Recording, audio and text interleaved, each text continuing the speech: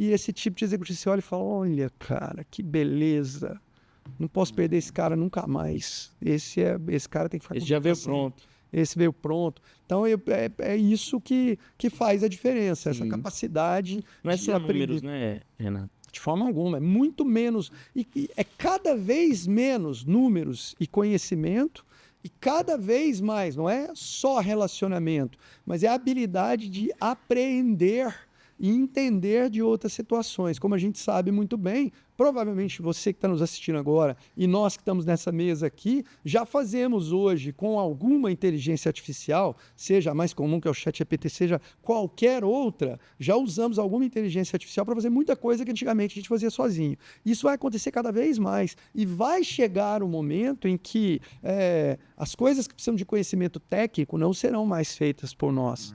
Mas a habilidade relacional, a habilidade de enxergar oportunidades, a habilidade de conectar esses dots da inteligência artificial para entregar um bom resultado, essa vai fazer diferença. Pode ser que em algum momento a inteligência artificial faça isso também, mas está muito mais longe e esse talvez a gente não viva ele enquanto a gente estiver economicamente ativo. Né? Se brincar, algum dia a gente vai assistir esse podcast aqui algum ano e fala, ih, tadinho, olha lá, olha lá, achava que não ia chegar, chegou.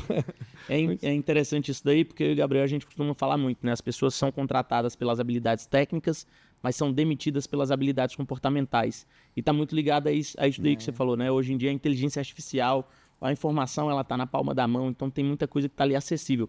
O mundo já está em outro timer, mas o que vai determinar ali o teu sucesso, a tua jornada, até nos negócios, ou seja, um executivo, ou até um colaborador, são as habilidades comportamentais. Agora, André, Gabriel, vocês me permitem dizer, essa citação está antiquada também. Não sei se vocês viram que há algum tempo atrás o Google publicou lá na Califórnia um manifesto dizendo que para eles não era mais importante que os colaboradores viessem com curso superior. Não é curso superior numa boa universidade. Não era necessário mais que os colaboradores tivessem curso superior. Não é mais necessária a habilidade técnica. Aí o que é que o Google está olhando? Está olhando se o cara tem a cultura que eles estão buscando, se o cara é curioso, se o cara é interessado, se o cara se conecta, se ele busca informação, se ele tenta, se ele dá os pulos dele, como a gente costuma dizer. Então, é a habilidade, então, nem a habilidade técnica está mais válida. Você contrata pela habilidade comportamental e demite pela inabilidade comportamental. Certo? E claro, no mundo que a gente vai passando, já existia um momento em que ser alfabetizado fazia diferença. Depois ter nível médio fazia diferença. Depois ter nível superior. Hoje o cara tem que ter MBA, o cara tem que ter pós-graduação, o cara tem que ter mestrado, daqui a pouco doutorado, para conseguir começar a trabalhar. Mas a habilidade comportamental, ela não muda muito. A habilidade de se conectar, de conseguir o que quer, de fazer com que as pessoas façam o que você quer, essa não muda. E é incrível como, apesar dela não mudar, é tão difícil para as escolas aprenderem a ensiná-la. Enquanto a habilidade técnica se renova o tempo inteiro, muda o tempo inteiro, e o mundo se ajusta a essa mudança tão rápida, o mundo não consegue, as instituições educacionais não conseguem transferir a habilidade comportamental com a precisão, com a profundidade que é necessária. Às vezes até porque cada instituição tem uma cultura diferente, eu digo até que é um espírito diferente. Estava até comentando ontem, foi anteontem, quer dizer, você contrata, vamos colocar aqui, pela habilidade comportamental, e a cultura te expulsa se você não tiver a mesma, né? Você é meio que expurgado, a pessoa chega para a sua situação. A habilidade comportamental também inclui a capacidade de se adaptar, de localizar uma cultura que te interessa e se adaptar a ela. Né? Porque você não vai dizer que um cara que chega e fala, pronto, cheguei, sou bonzão, as coisas têm que ser do meu jeito, é alguém que tem habilidade comportamental. Não é. Sim. Você precisa saber ler o ambiente aonde você entrou e se adaptar a ele. Né? É quem chega que tem que ser camaleão, não é a empresa que tem que se adaptar ao cara que está chegando. Agora, claro, a empresa precisa oferecer uma cultura que seja rica em termos de experiência também para quem está chegando. Senão o cara perde o interesse em se adaptar. Entra lá no começo da nossa conversa a respeito do que o cara paga R$50 a mais, mas a cultura lá é melhor, o restaurante às vezes é melhor, né? Ele acaba saindo a cultura. Entrando nessa fala aí, inclusive teve vou falar mesmo. Teve um cozinheiro recentemente que a gente demitiu do restaurante por causa disso. Era um cara que cozinhava muito bem, mas o comportamento dele, o próprio ambiente expulsou ele dali, né? Porque tecnicamente o cara era muito bom, cozinhava muito bem, mas o comportamento dele fez com que ele não permanecesse ali. E aí a gente teve que tirar. Vocês já devem ter visto, e se não, eu recomendo que você que está nos assistindo e vocês procurem um corte, isso vai estar presente no YouTube, um corte de uma palestra do Simon Sinek, falando sobre a experiência que ele teve com os SEALs da Marinha Americana, que são a tropa de elite. Sim. Eu posso errar alguma coisa no que eu estou falando aqui, mas que são a tropa de elite das Forças Armadas Americanas, né? Os Navy SEALs, os soldados de elite da Marinha.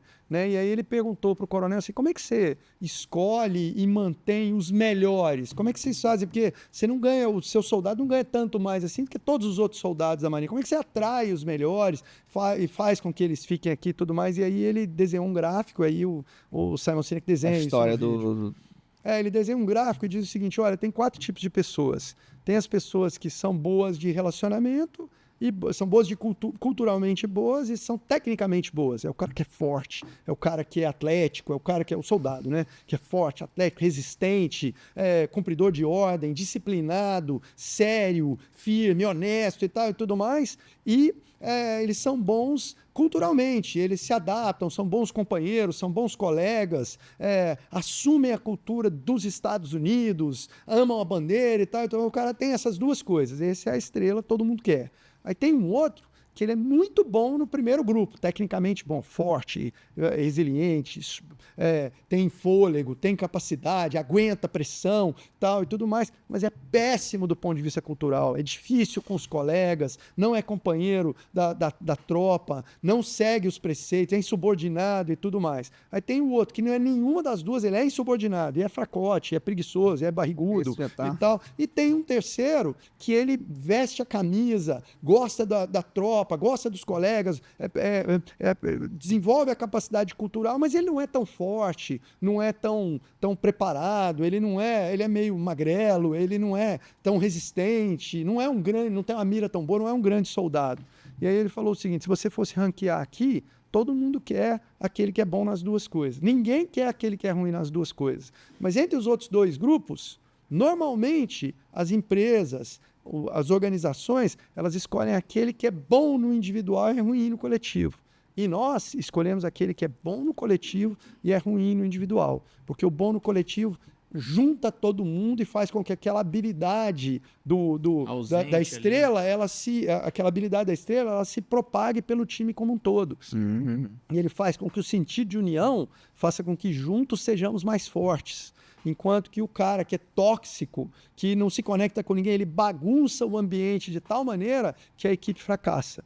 Né? Então, eles não gostam das estrelas solitárias. Ou é uma estrela coletiva ou é alguém mediano coletivo. E é isso que faz a tropa mais forte da Marinha Americana. Isso talvez valha para as empresas também. Esse cozinheiro que é ótimo, mas que é terrível, não vale a pena ficar com ele. Exato. É melhor um cozinheiro mais ou menos, mas que incentiva a cozinha inteira a trabalhar feliz, a trabalhar alegre, a dar o seu melhor. E aí talvez não tenha tanto potencial, mas você tira o máximo de potencial. Enquanto que aquele que tem muito potencial não tira nem o dele, ainda piora o dos outros. E é justamente isso. É engraçado porque depois que a gente demitiu ele, a gente não contratou ninguém pro lugar dele. E a gente falava assim, pô, se tirar esse cara vai fazer uma falta do caramba na cozinha. Na verdade não fez, porque o desempenho dos outros aumentou. Quando ele saiu era maçã podre ali. Né? E aí acabou saindo. Deixa eu te fazer uma pergunta, Renato. Você observa em toda essa sua jornada aí que a forma de fazer gestão, ela tem mudado? Principalmente por essa rotulação aí de que o comportamento ele acaba se tornando mais relevante do que a própria parte técnica ali. Eu acho que uma coisa que vem acontecendo, que antes era privilégio das grandes empresas e que há muito tempo já é comum a todas as empresas, é a importância de que o empresário empresarie mais e execute menos. E aí, eu já vou chegar no que você falou, mas empresarie mais, execute menos. Então, assim, eu ainda acho que o empresário brasileiro tem uma dificuldade de enxergar o trabalho que ele tem que fazer. O empresário, principalmente o pequeno empresário, ainda põe muito a mão na operação. Às vezes ele pensa que é só mais um empregado da própria empresa. O cara chega no restaurante, olha o salão assim e tal, vê que tá meio embaçado ali e tal, aí ele vai para ajudar o garçom a tirar pedido nas mesas. Ele entra na cozinha e ajuda a fechar os pedidos do delivery. Vai para o caixa e abre uma outra máquina para poder diminuir a fila. Estou inventando aqui o que ele pode fazer. E ele acha que isso é empresariar. Isso não é empresariar. Ele chegou um dia e viu que as coisas estão bagunçadas. Empresariar é olhar para aquilo tudo sem fazer nada. Eu estou precisando de mais um garçom. Não, eu tenho que trocar essa menino, eu não estou querendo ser preconceituoso, que está no caixa. Não, eu estou precisando melhorar o maquinário da cozinha, porque a lava-louça lá fica muito tempo e não está dando para montar novos pratos, então eu preciso comprar mais louça e tudo mais. Ele está olhando e aí ele toma essas providências para o negócio crescer. E aí, quando está tudo rodando direitinho lá dentro, ele olha e fala, meu negócio está bom, preciso de outro ponto para montar o segundo restaurante.